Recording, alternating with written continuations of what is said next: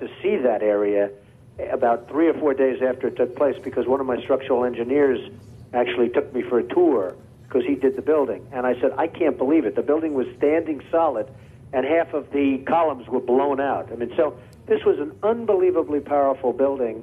If you know anything about structure, it was one of the first buildings that was built from the outside. The steel, the reason the World Trade Center had such narrow windows is that in between all the windows, you had the steel on the outside. So you had the steel on the outside of the building. That's why when I first looked, and you had big, heavy I-beams, when I first looked at it, I couldn't believe it because there was a hole in the steel.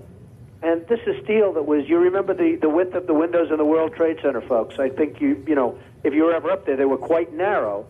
And in between was this heavy steel. I said, how could a plane, even a 767 or 747 or whatever it might have been, how could it possibly go through the steel?